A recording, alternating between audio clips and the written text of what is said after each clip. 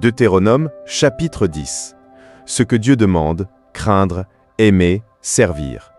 En ce temps-là, l'Éternel me dit, taille 2 tables de pierre comme les premières, et monte vers moi sur la montagne. Tu feras aussi une arche de bois.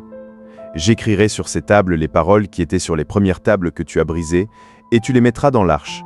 Je fis une arche de bois d'acacia, je taillai 2 tables de pierre comme les premières, et je montai sur la montagne, les 2 tables dans ma main. L'Éternel écrivit sur les tables ce qui avait été écrit sur les premières, les 10 paroles qu'il vous avait dites sur la montagne, du milieu du feu, le jour de l'assemblée. Et l'Éternel me les donna. Je retournai et je descendis de la montagne, je mis les tables dans l'arche que j'avais faite, et elles restèrent là, comme l'Éternel me l'avait ordonné.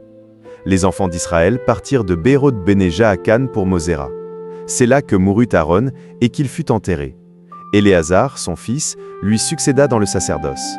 Ils partirent de là pour Goudgoda, et de Goudgoda pour Jotbata, pays où il y a des cours d'eau. En ce temps-là, l'Éternel sépara la tribu de Lévi, et lui ordonna de porter l'arche de l'alliance de l'Éternel, de se tenir devant l'Éternel pour le servir, et de bénir le peuple en son nom, ce qu'elle a fait jusqu'à ce jour. C'est pourquoi Lévi n'a ni part ni héritage avec ses frères. L'Éternel est son héritage, comme l'Éternel, ton Dieu, le lui a dit. Je restai sur la montagne, comme précédemment, 40 jours et 40 nuits. L'Éternel m'exauça encore cette fois. L'Éternel ne voulut pas te détruire. L'Éternel me dit, lève-toi, va, marche à la tête du peuple, qu'ils aillent prendre possession du pays que j'ai juré à leur père de leur donner.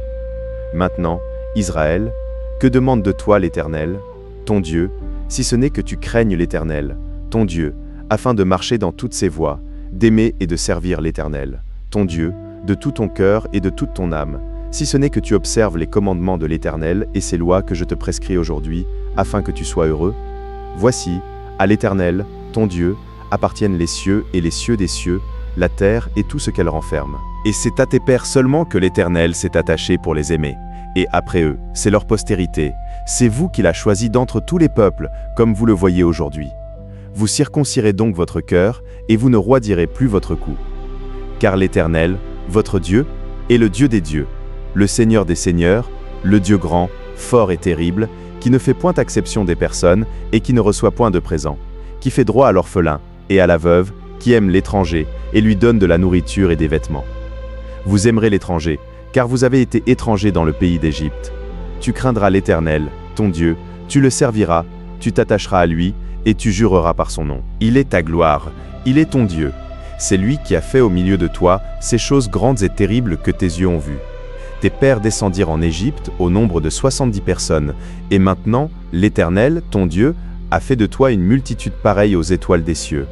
En résumé, Moïse rappelle la restauration des tables de la loi après le veau d'or, la mort d'Aaron et la consécration des Lévites.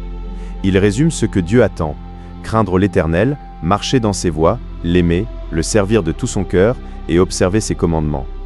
Il rappelle aussi d'aimer l'étranger. Méditons. Et maintenant, Israël, qu'est-ce que l'Éternel ton Dieu demande de toi? La réponse est simple et totale, craindre, aimer, servir, obéir. Non pas une religion complexe, mais une relation de cœur. Dieu ne veut pas nos performances, il veut notre cœur. Prions. Père, prends mon cœur entier. Que ma crainte de toi soit le début de ma sagesse, et que mon amour pour toi soit le moteur de ma vie.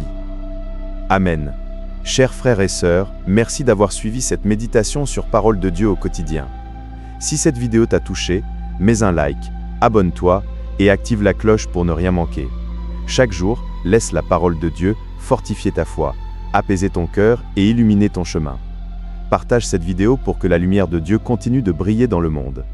Et souviens-toi, Dieu t'aime et marche avec toi, chaque jour. À très bientôt dans une nouvelle méditation de Parole de Dieu au quotidien.